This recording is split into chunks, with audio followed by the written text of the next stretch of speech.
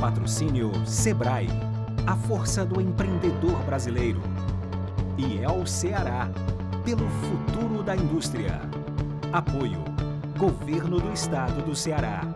Novas ideias, novas conquistas. O programa de hoje, ele aborda o mercado de fusões e aquisições e que salta agora na pandemia. Talvez até porque muitas empresas estão consolidando. Aqui no Ceará, muitos negócios nessa área. E o cenário estranho de hoje traz aqui uma equipe local muito forte, né? Mas com dimensão nacional e internacional. Nós estamos aqui com a Mariela Rocha, a doutora Mariela Rocha, sócia da APSV. O doutor Saulo Castro, sócio da área societária da Valência Associados. E o doutor Tiago Ferraz, também sócio da VEC Investimentos BTG. Eu acho que esse time aqui vai ter muita coisa para conversar. Esse é um time de assessores dessas operações de M&A, de fusões e aquisições. Eu sou Célio Fernando, economista, atuo também nessa área de finanças há algum tempo e vou poder conversar aqui com a turma que está com gosto de gás e vendo aí o que está acontecendo no nosso mercado, tanto cearense, nordestino, como brasileiro, e com muita empolgação. Bom, eu queria aqui estabelecer, a gente vai conversar agora, fazer uma abertura com vocês aí, eu queria ouvir cada um de vocês, depois a gente vai fazer algumas perguntas muito rápidas e depois a gente faz um fechamento. Vai ser mais ou menos assim a prova. É um bate-papo e um bate-papo que não vai ter essa linguagem mais rebuscada que o nosso mercado exige. Mas também, doutora Mariela Rocha, eu queria começar pela senhora, primeiro vamos lá seguir o protocolo, né? Tá bom? E seguindo. Bom, boa noite, muito obrigada, Célio, e Trem Ceará pelo convite. Realmente o tema é um tema palpitante, principalmente agora. Como você, Célio, muito bem mencionou, apesar de parecer o inverso, parecer que o caminho seria o inverso, ou seja, de um cenário de M&As diminuir um pouco, na verdade, o que a gente vê é uma aceleração desse processo, até como uma estratégia de sobrevivência e consolidação do mercado.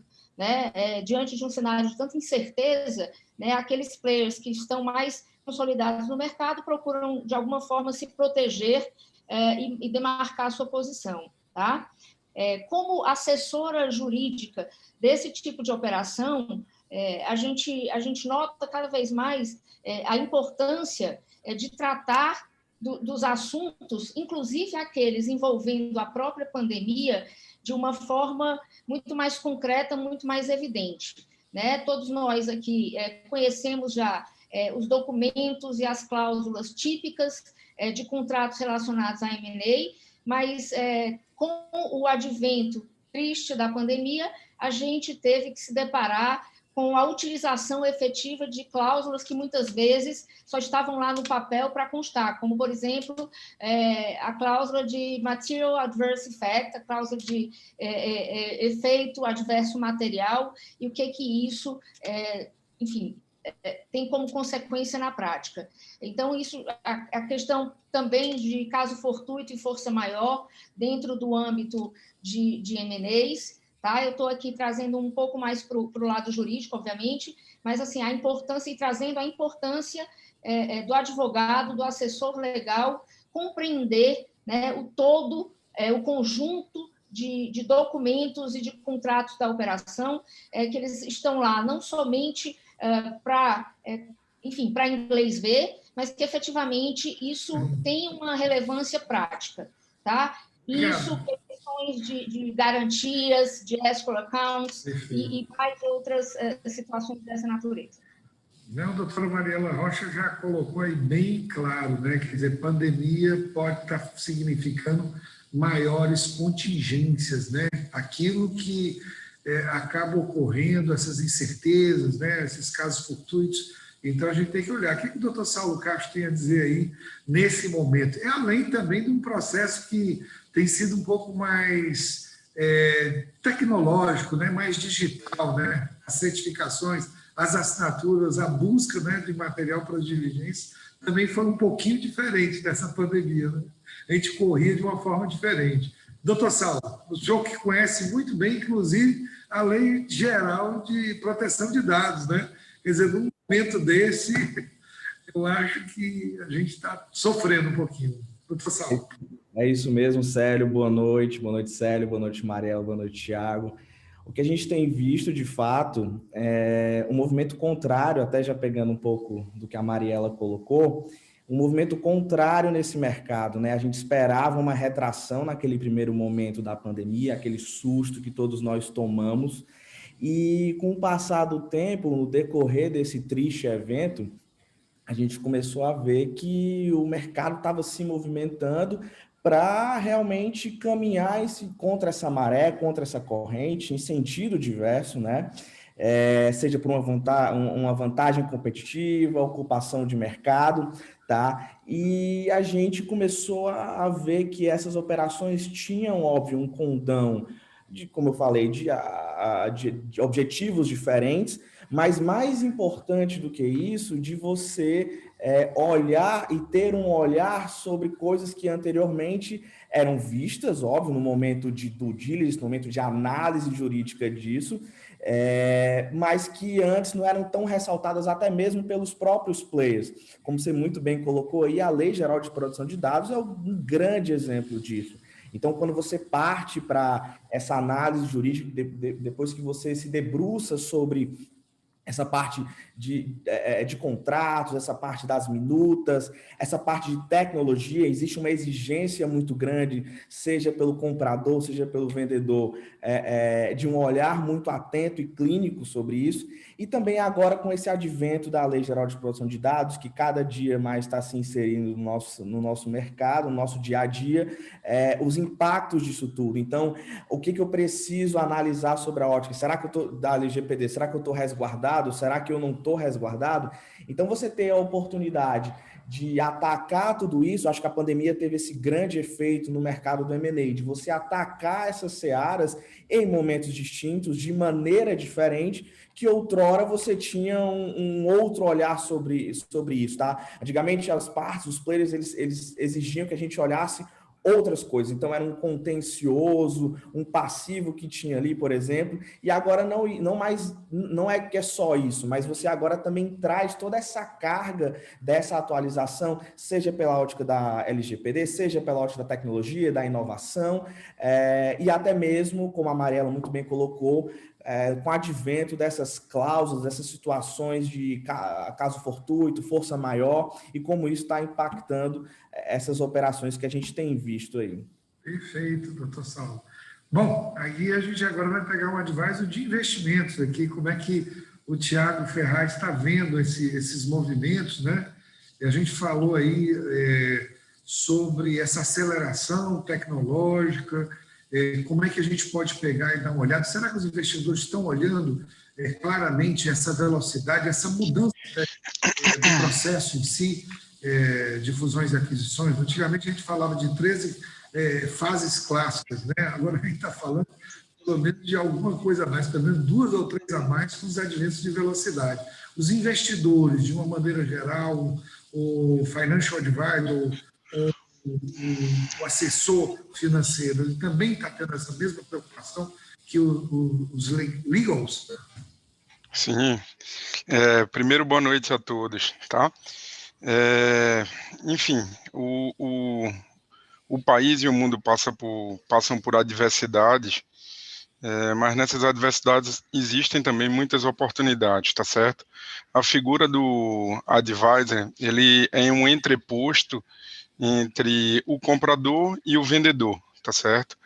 É importante dizer que o advisor, em algum momento, ele vai estar do lado de quem vende e outro do lado de quem compra, tá certo? Aparentemente, são processos semelhantes, mas tem uma série de diferenças nisso, tá certo? O que a gente tem visto é que os principais compradores, tentando atacar de frente essa questão, normalmente ou são fundos de private equity ou empresas do mesmo setor que buscam um ganho de escala, uma economia de escopo, enfim, tá certo? Então, em alguns setores, o negócio M&A continua fortíssimo, tá certo? Enfim, e é um cenário que muda muito rapidamente, tá certo? Tem alguns exemplos aí práticos, mas eu acho que eu vou deixar aí para ao longo da conversa, tá certo? Mas o mercado, sim, está aquecido, ele está mais seleto, tá certo? Mas ele continua firme aí. Bom, doutora Mariela, doutor Saulo, doutor Tiago, eu vou colocar aqui uma questão de mercado, de segmentação. O que vocês acham mais difícil na segmentação de startups, empresas que estão iniciando, na hora que a gente vai fazer, porque é difícil você pegar até avaliar a empresa, valuation, né?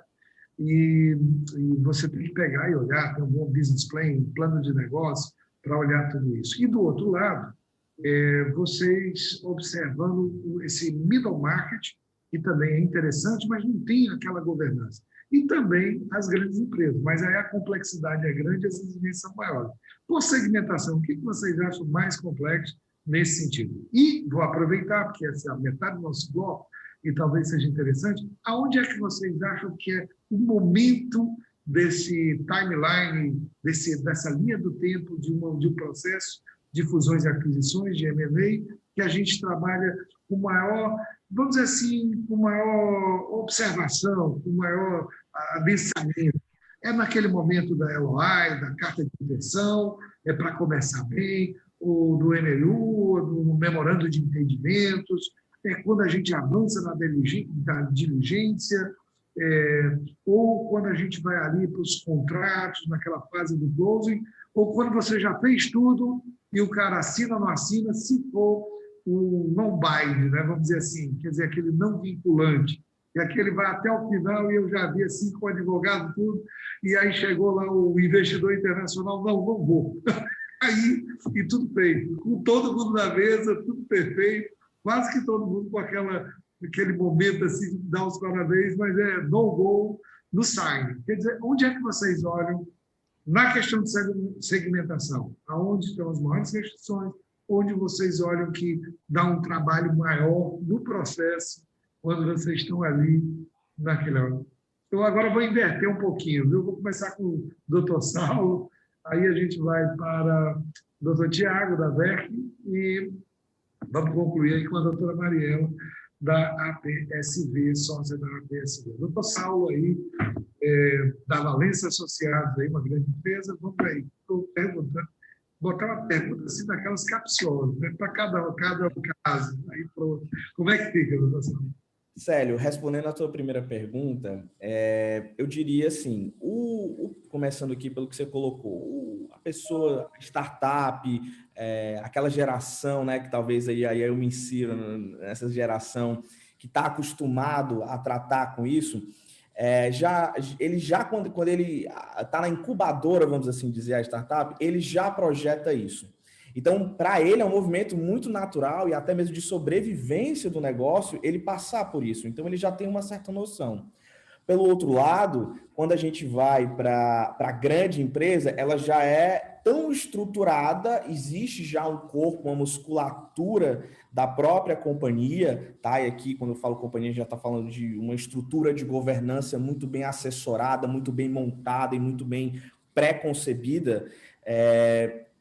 Às vezes a gente vê uma naturalidade também para isso, às vezes você tem uma dificuldade quando a empresa é familiar de convencer o conselho da família ou até mesmo o conselho de administração da companhia, certo? Mas eu acho que o grande desafio, e aí é a minha resposta, seria esse middle market, tá? O nosso mercado regional, ele é muito popularizado, muito povoado por esse middle market, então pegando aqui, como eu falei, as empresas familiares, por exemplo, existe um processo de convencimento aí que é muito árduo, entendeu?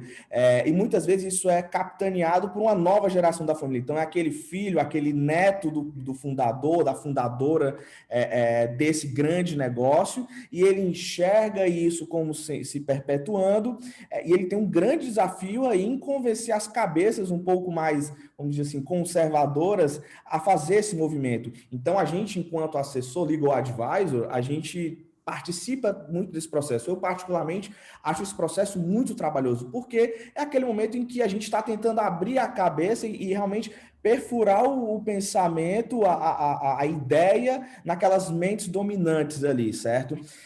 Então, assim, eu acho que esse trabalho de convencimento, ele é muito árduo. Óbvio que a gente participa muito mais ali de um back-office, de um bastidor assessorando tudo isso, porque isso passa por uma decisão da família. Então, assim, para mim, particularmente, esse é um momento muito árduo. Mas, assim, e respondendo ao seu segundo questionamento, para a gente, enquanto legal, a due diligence é o momento mais duro. Então, uma vez que a gente passa aquele momento de assinar um MOU, né, um memorando de entendimentos, uma carta de intenções, que seja, para poder propor de fato e fazer a formalização da oferta, por exemplo, a gente entra realmente onde o jurídico se debruça muito mais, né? A gente costuma até brincar que a due diligence, ela tem todo dia um go, não go, porque todo dia surge uma coisa nova, todo dia... Pois é, exatamente. Todo dia você tem uma novidade ali que ela é preponderante, que você vai subir para o teu relatório final e que aquela contingência que a gente identifica, aquela situação contratual que seja, ou até mesmo aquele passivo que era oculto, mas que a gente identificou por uma outra situação, ele se torna evidente e aí isso muda, vira essa chave na cabeça de quem está ou do buy ou do sell side. No caso aqui, como eu coloquei no início, pegando que a família que vai vender parte da empresa, vai vender a empresa como um todo, isso é muito... tem uma ansiedade, uma carga de ansiedade muito grande por trás. Então, para eles, cada situação dessa, a gente está ali num turbilhão de emoções, né? Então, assim, eu acho que, particularmente, como eu falei, esse momento preliminar, ele é muito importante para mim, ele se mostra muito mais difícil. Mas, por óbvio, braçalmente, operacionalmente falando, eu acho que a due diligence, de fato, é esse momento mais tortuoso. Porque a assinatura dos instrumentos definitivos, por mais que a gente tenha um no-bind, ou você tenha cláusulas de earn-out aí condicionadas a situações, por exemplo, de desempenho futuro, às vezes é normal, a gente sabe que, você sabe, a gente já passou por isso várias vezes juntos, tem situações que a gente chega lá na frente e diz, não vai dar certo, encerra aqui, vai cada um pro seu lado e pronto. Mas eu acho que, de fato, a due, não sei o que a Mariela acha, mas eu acho que a due, de fato, é um momento que todo advogado tem que passar por essa experiência uma vez na vida. Obrigado, doutor Saulo. Muito boa conversa. Doutor Tiago da VERC, BTG. Opa, tá. E nesse timeline. Primeira segmentação. Onde é que você vê que é mais complexo para a visão do investidor e também a diligência, ou a diligência do próprio processo? Isso. Eu já participei de diversos processos, tá certo? Eu penso que qualquer negócio que ele seja sustentável e ele tenha uma geração de margem consistente, ele é elegível, sim, a um processo de fusões, aquisições, no limite uma abertura de capital, tá certo? Então, o bom negócio é um negócio saudável, que paga todas as rúbricas ali, que sobra dinheiro, que sobra margem, que nas finanças a que a gente mais olha é a geração de margem EBITDA, tá certo? Então, não há um setor específico, tá certo? A gente consegue garimpar negócios bem interessantes em diversos segmentos, tá certo? Os segmentos mais clássicos estão aí sempre na saúde, na educação, as empresas tech, tá certo? Low tech, fintechs, enfim, as empresas de base tecnológica. E importante dizer que nesse processo a gente usa um processo extremamente sério e mundial, que as finanças falam a mesma língua, que é um processo de valuation, tá certo? Então, um processo técnico, tem muita ciência ali, o mais utilizado é o do fluxo de caixa descontado, tá certo? Por exemplo, eu tenho uma empresa e ela tem uma boa marca, mas quanto vale a minha marca? A minha marca vale a minha capacidade de geração de fluxo de caixa, tá certo? Então, a capacidade, a pujança da minha marca, ela vai estar refletida ali. Por consequência, quando você, através de modelo matemático, precifica o negócio, vai estar ali o preço da sua marca, tá certo? Então, assim, por que eu introduzi esse aspecto técnico do valuation, porque a gente encontra muitas dificuldades na empresa, tá certo? A principal, pegando um gancho aí no que Saulo fala, é o valor psicológico que o dono tem da empresa, tá certo? Então, é algo que a gente se depara muito. Então, ao final de um processo mundialmente conhecido, porque a conta que o advisor faz é a mesma conta que o comprador vai fazer, tá certo? Então, é matemática, é métrica, tá certo? A gente vai escolher um múltiplo ou outro, mas a coisa ela tende a entrar num consenso, ela converge para uma média de preço, tá certo? Mas o valor psicológico que o dono tem, porque vovô criou a empresa, porque papai isso, e porque tenho que perpetuar, isso dá um problema muito sério e às vezes trava, tá certo? A gente tem aí bons profissionais da área jurídica acompanhando aqui a live, mas eu também sinto dificuldade na contabilidade, no registro contábil, tá certo? A gente estava fazendo uma operação de uma escola importante no Recife e teve que toda a contabilidade ser reprocessada durante 5 anos. Isso aí mudou bastante o valor da companhia, o valor global da companhia, tá certo? Normalmente as negociações são feitas em cima do valor global, diminuindo dívida, e você paga um valor específico. Então, eu vejo muita fragilidade na qualidade das informações, na transparência e no aspecto contábil, tá certo? E ao final, que é um processo que ele é extremamente interessante para quem compra e para quem vende, mas tem esses desafios, tá? E o que tem me chamado mais a atenção é o preço psicológico aí do negócio. Engraçado porque foge um pouco das finanças, tá certo? Eu tenho aí pelo menos uns 10 casos que eu acompanhei muito de perto e isso teve presente em quase todos eles, tá certo? Enfim, eu acho que essa aí, com esse comentário eu fecho aí as 2 questões que você me fez, tá certo, Célio? Perfeito, ótimo, Thiago. É a abordagem do financial, né? Quer dizer, colocando aí bem diretamente, né? Preço é tudo também. Aí diz assim, mas tem valor ou tem preço? Aí ele diz, não, tem muito. Mas Pois o preço é esse, né? A gente começa a ter uma discussão boa. Né? Só, Célio, apenas um complemento. A VERC ela está presente aqui em todo o Norte, Nordeste, em algumas cidades estratégicas do Sul e Sudeste. E, por exemplo, no Recife existe um polo tecnológico muito grande chamado Porto Digital. Isso, exato, o CESA, no conjunto ali, em todo o ecossistema, com legislação própria de redução de ISS, bem interessante. Então, assim, quando alguém vem conversar conosco, isso é a visão das finanças, tá certo, pessoal? Com uma bela ideia sem ação é ilusão.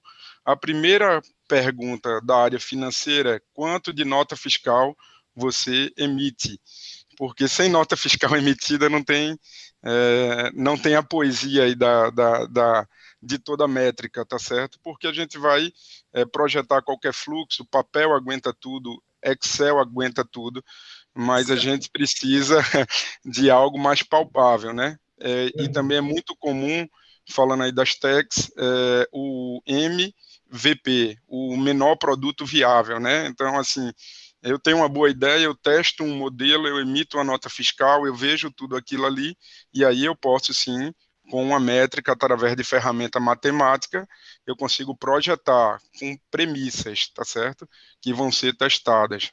Bem, falei demais, mas estou por aqui. Ótimo, é ótimo. Vamos aqui. Até porque está 2-1 aqui, né? Quer dizer, 2 livros. Então, ponto. Embora eu sou também da tua linha, viu, Thiago? Eu adoro matemáticas, né? E a gente fazia assim muita coisa estocástica também. Mas bom, né? todo esse trabalho. Mas você tem toda a razão.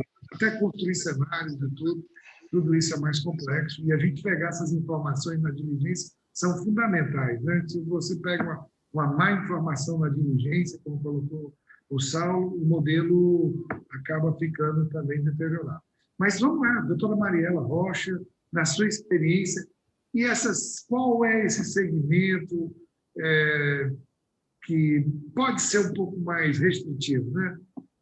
E também, qual é essa fase, vamos dizer assim, do processo que a senhora vê assim, com um olho um pouco mais aprofundado? Doutora Mariela? Vamos lá, pegar um pouquinho aqui o gancho do que meu colega Saulo já adiantou. Eu acho que não existe segmento fácil, tá? Em M&A, cada um vai ter sua peculiaridade, seus desafios próprios. Saulo já comentou um pouco sobre os desafios do middle market.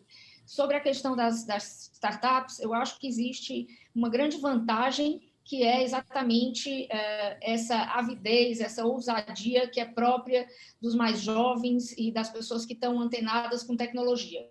Por outro lado, isso representa também um desafio para os assessores, que é um pouco segurar a moçada, né, e dizer, olha, não pode ir tão rápido e não pode ir de qualquer jeito, principalmente de qualquer jeito, né? Porque o pessoal da startup quer fazer, o que é maravilhoso, mas a gente tem um trabalhinho a mais para tratar com eles e convencê-los do processo, né? Um processo de investimento, né? Uma rodada de investimento, um processo de aquisição, ele tem todas as etapas que a gente já comentou aqui.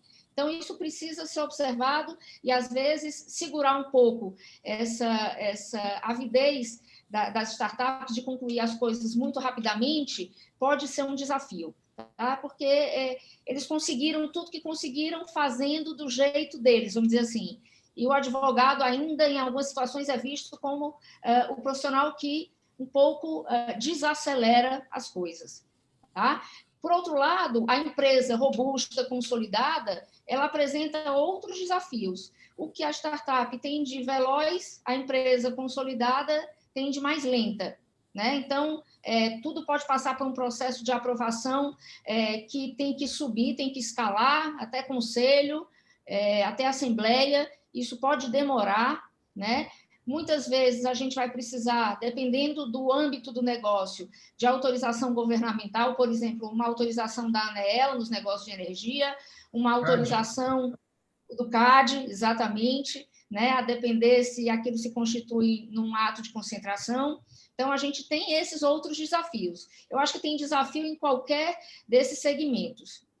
No que diz respeito à fase mais difícil, também vou concordar com o Saulo, mas vou dar, talvez, um passo à frente, né? E eu tenho certeza que ele vai concordar comigo, depois de concluir a due diligence, e na hora de colocar a due diligence no papel e definir efetivamente quais são as contingências, quanto vai para a escrow, quanto tempo isso fica na escrow, aí, usando a linguagem bem popular, o bicho pega, né? Porque o comprador acha uma coisa, o vendedor acha outra coisa completamente diferente. O que é contingência para um não é contingência para outro, o que é probabilidade remota para um, para o outro é provável.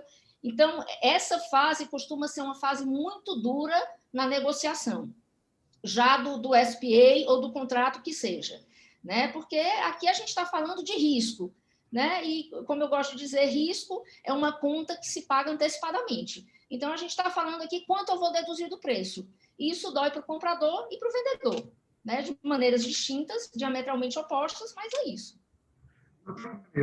Ótimo. Aí falar um pouquinho da escrow account, né? Para a gente poder falar de retenção de valores, né?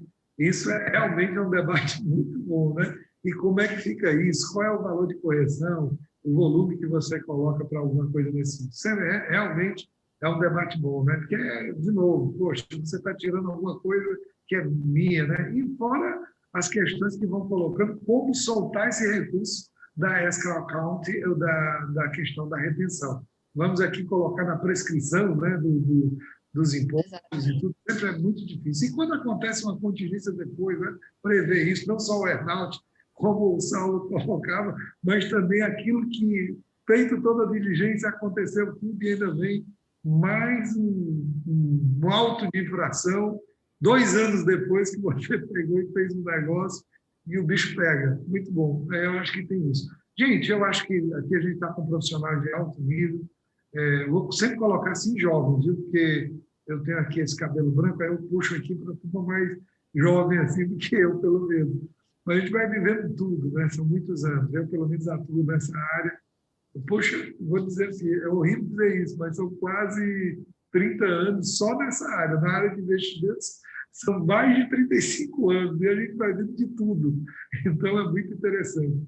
Gente, eu vou agora inverter, começo aqui pelo Dr. Tiago Ferraz, da VERC, fazendo as últimas considerações, bem aberto, falando o que a VERC, na posição dela, faz. Eu acho que essa é uma hora assim, de dizer, poxa, aqui no estado do Ceará, aqui no nosso grupo, quer dizer, nessa visão de globalização, aqui, qualquer um aqui pode fazer uma operação. A exemplo dos grandes players, vamos dizer assim, assessores, JP Morgan, Goldman Sachs, aqui a gente tem um time muito bom. O Ceará sempre tem essa coisa meio iluminada, né? O novo iluminismo vai sair daqui. Queria conversar com o meu colega aqui de finanças, aqui, o Dr. Tiago Ferraz, da VERC Investimentos BTG Pactual, e colocando um pouquinho o que são os serviços, e olhando um pouquinho do que vai ser esse futuro, num ano ainda muito difícil. A gente está falando, vacina não veio, às vezes a gente coloca assim, uma realidade meio dura em tudo isso. E a gente está aí, fazendo negócios e etc. Eu queria passar, então, primeiro, depois com a Mariela, e vamos fechar com o Saulo agora. Quer dizer, vamos aí de BTG VERC Investimentos, depois de APSB e depois de Valência Associados, aí, para a gente depois fazer esse encerramento. Tá bom? Tá.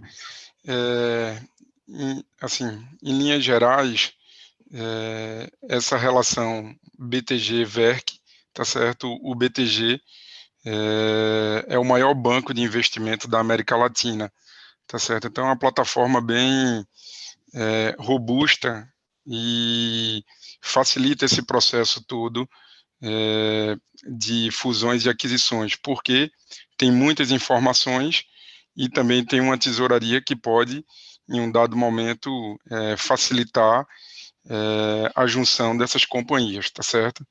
Eu vou dar um exemplo aí do Ceará e uma outra empresa do Vale do São Francisco, que tem negócios complementares, tanto dentro quanto fora do país, tá certo? E num determinado momento a gente enxergou essa completude de operação, tá certo? Então, buscou-se fomentar, e esse é um processo que vai andando, tá certo?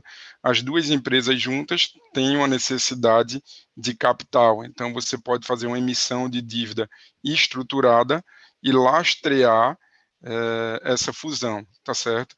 Então, e fortificar o negócio como um todo, tá certo? Então, essa vocação do BTG junto com a VERC é contratada do BTG, desenvolve esse papel de hub, tá certo, de negócio, onde a gente conversa mercado, conversa finanças, tá certo? Então, é bem amplo. A gente debateu aqui questões de ordem jurídica, questões de ordem financeira, contábil, até psicológica. Então, um hub é esse ponto exatamente concentrador, tá certo? Então, o processo de assessoria de M&A é um processo longo. Normalmente o tempo de ciclo entre a decisão de vender ou de juntar em companhias leva comumente mais de ano, tá certo? Então tem uma fase preparatória muito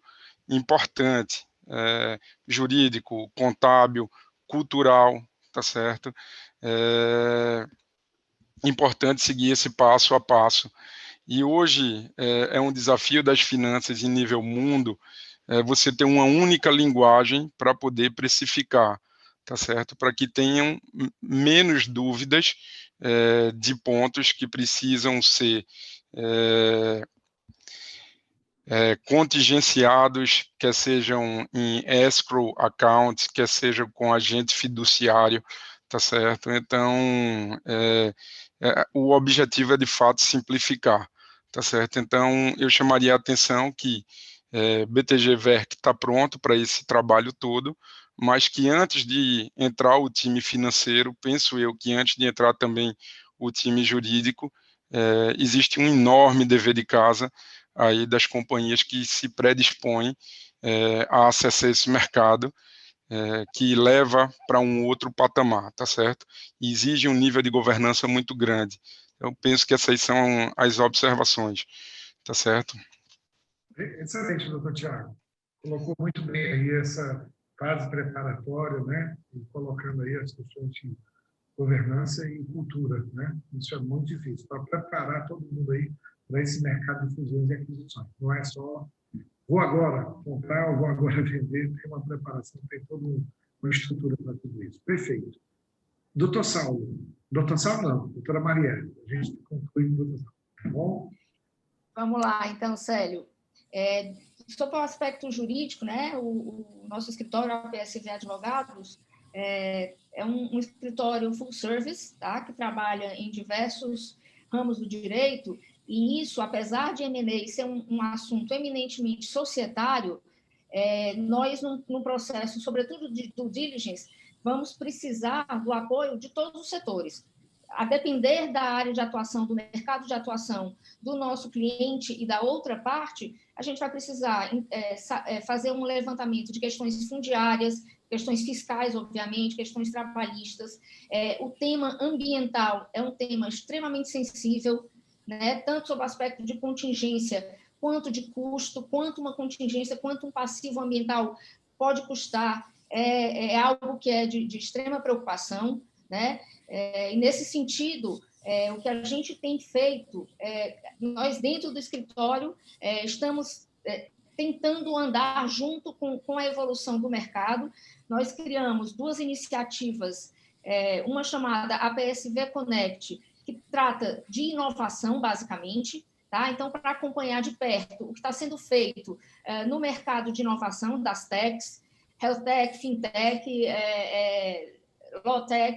Então, a gente tem acompanhado muito esse mercado, porque nós entendemos que o trabalho jurídico, ele já de há muito tempo não pode ser simplesmente jurídico, eu não posso entender só do que está posto em termos legais, mas eu tenho que entender do negócio do cliente, tá? Então, a gente está com essa iniciativa, um ponto que Saulo mencionou, da questão da adequação à LGPD, que é um ponto extremamente sensível, tá?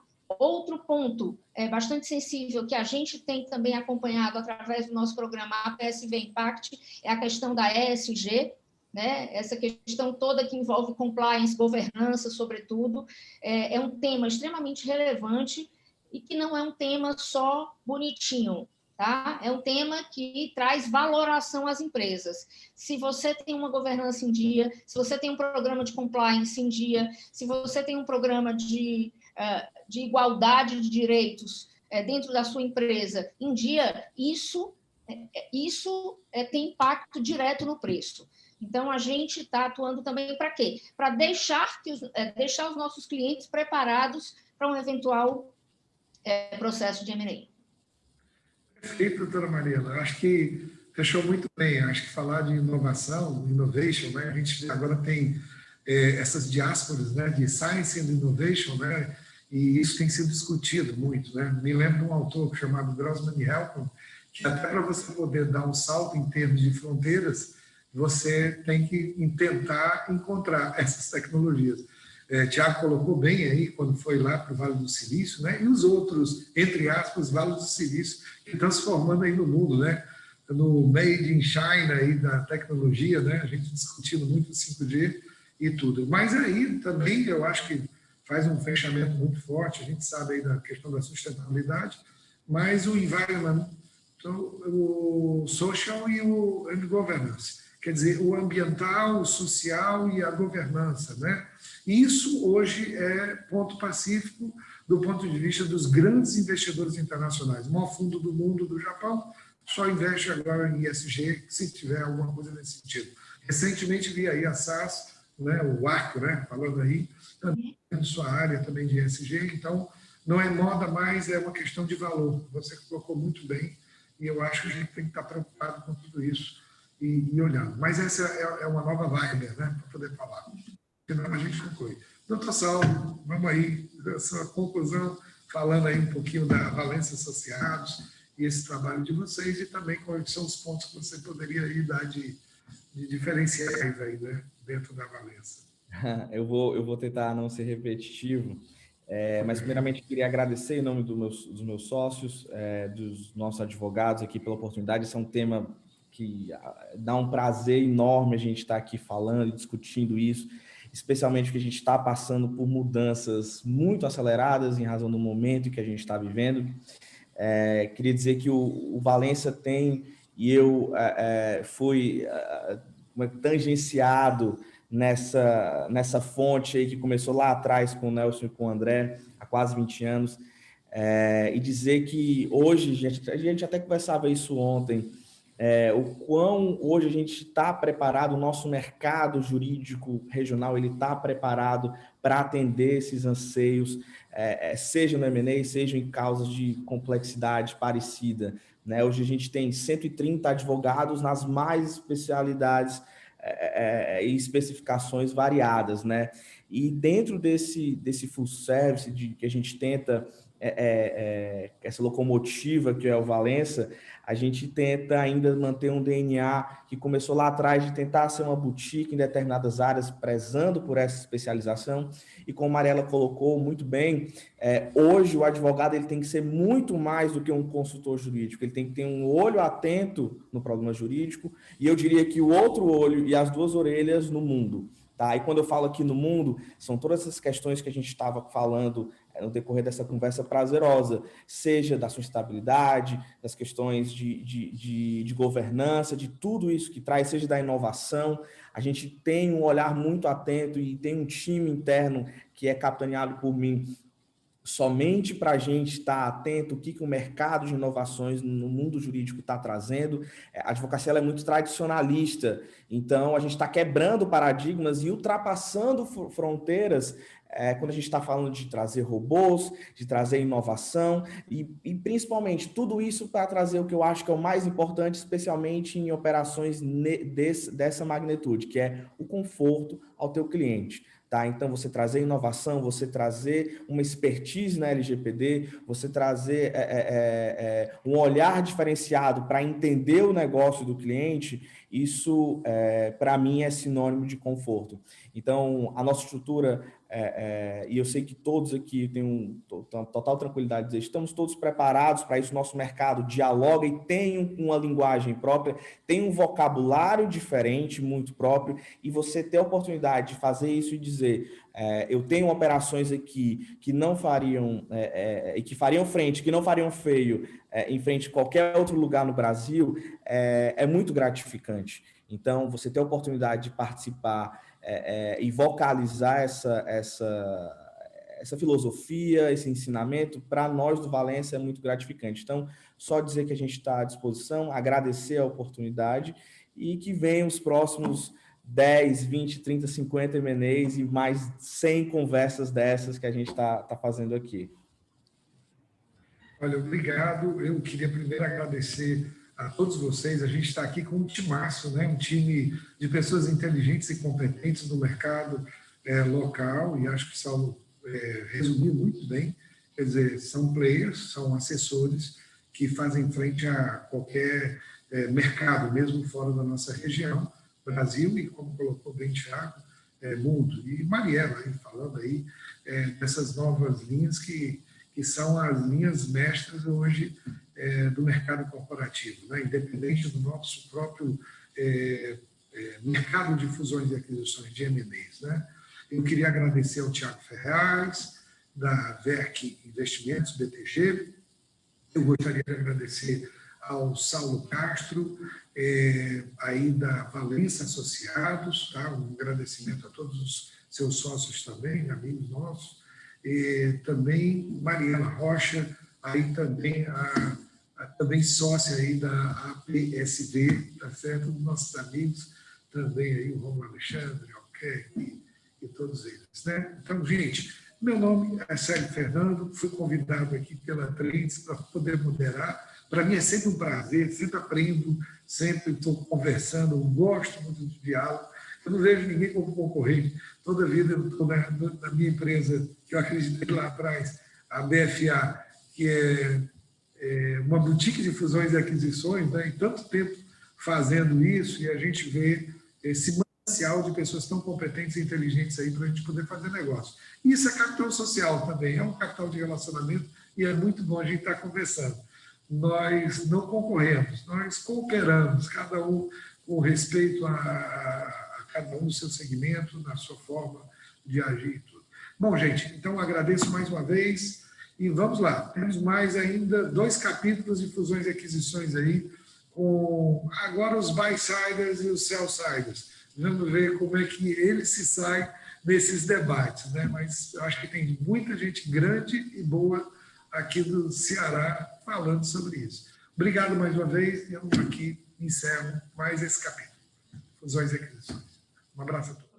A Prefeitura sabe que os efeitos da pandemia precisam ser combatidos em todas as áreas. Por isso, lançou o pacote de socorro fiscal, com parcelamento de dívidas, descontos e prorrogação do vencimento em vários impostos municipais, como IPTU e ISS. Também suspendeu a cobrança de taxas para ambulantes, bancas e quiosques.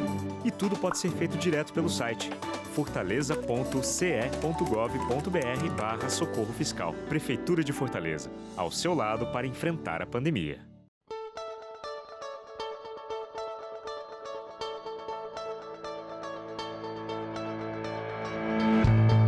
Patrocínio Sebrae, a força do empreendedor brasileiro.